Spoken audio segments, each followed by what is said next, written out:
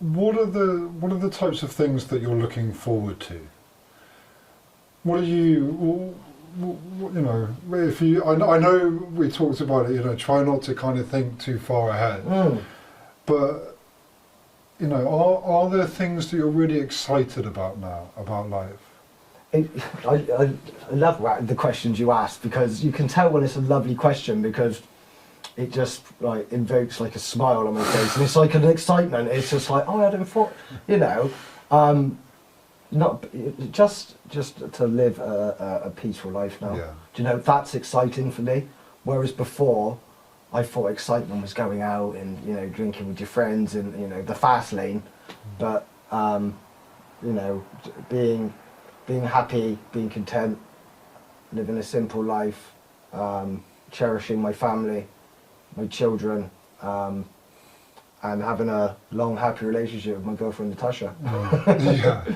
Yeah, and helping others, helping other people, and helping That's other people. your balance. I mean, that is my balance: family, life, work balance, and you know, this is kind of just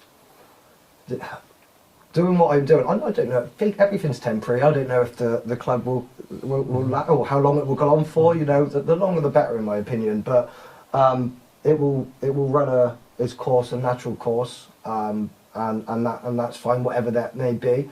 But yeah, I'm excited about the person I am now, and that's what I do. Do you know what I mean? And having, it sounds like also the confidence, the self-confidence that, like you said, if the gym might run its course, who knows? But it sounds like even if that did happen, if it's run its course, that something else would come, like it, that I didn't get a sense of any kind of fear or anxiety around anything like that. Well, I believe, and I was having a conversation about this with my friend the other day actually. If it were to run its course, then I've had a lovely, up to this point, 16 months of keeping myself well and bringing happiness and interest and physical well-being and mental well-being to a wide variety of people.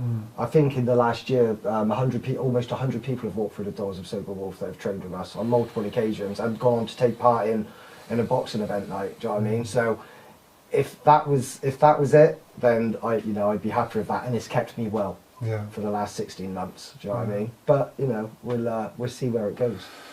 I really love how you put that, because it's not about how much money. There's no mention of money. No. There's no mention of kind of franchising out, and like, which is where kind of the world usually kind of can take us. But it's like, you know, it's looking at the really beautiful and the most important details of the service it provides. Yeah. You know, the fact that people have come through and it's helped them, and it's allowed them to connect to something. It's allowed them to take part in something. Yeah. It's given them a boost in terms of kind of self-esteem and aspiration and progression, and however you want to put it. But I feel like that.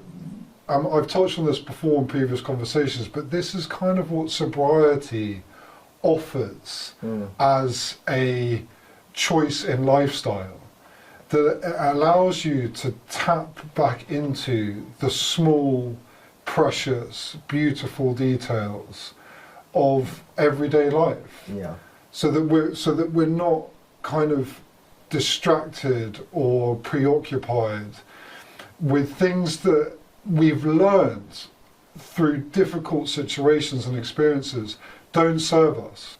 The first thing that's come to mind when you've sort of made that statement is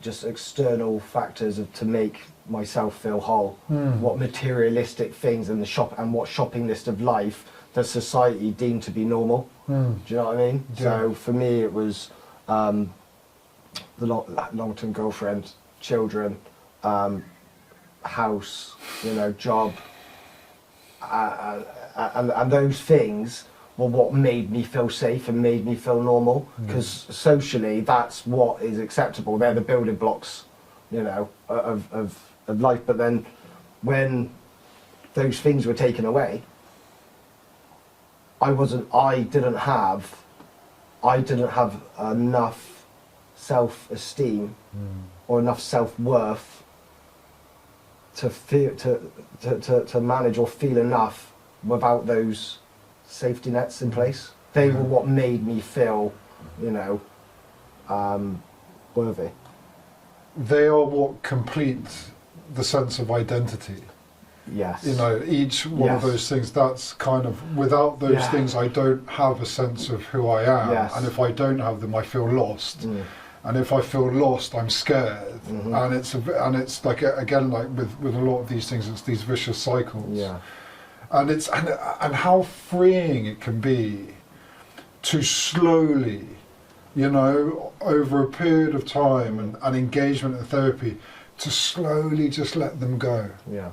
Just little bit by little bit, and really feel that kind of greater sense of who I am without them. A big part of my relapse, after leaving Gladstones first time 8 months later, was chasing things that I'd lost and wanting to get things back too quickly, because I still had that sense of, I need to get these things back because that's my identity, that's who I am, rather than doing what I've done this time round and going, the things will, if they come back, it's a great compliment to my life, but I needed to fix who I was as an individual. I would always get very embarrassed and feel alone if I was on my own. I certainly wouldn't go and sit in a restaurant as an individual and order food and sit down and have an hour for myself in a restaurant. I'd feel embarrassed that people were looking at me saying, you know, he's got no one. Whereas now, I'll quite happily spend time and be at peace being on my own but not feeling alone. Do you know what I mean? So that's how I kind of have an indicator that I've you know got progressed and grown as a person. And also, you know, yes, all those things were lost, have been lost, and I was okay. You know, I was okay, and people still wanted to be around me. People still liked me. That's the fear. You know, am I going to be liked? Am I going to be loved? Am I going to be judged? Am I going to be rejected? Huge one for me. And guess what? The people that love me are still here. You know, without all of those things that I had around me. And you know, that's what proved to me that I'm a good person and I'm worthy and worth having in their lives and deserve to have a happy life. Do you know what I mean? I didn't know that. As crazy as that sounds, I didn't know that I was worthy of those things. And it took me to lose everything to understand, you know, that I am worthy and I am enough just being me.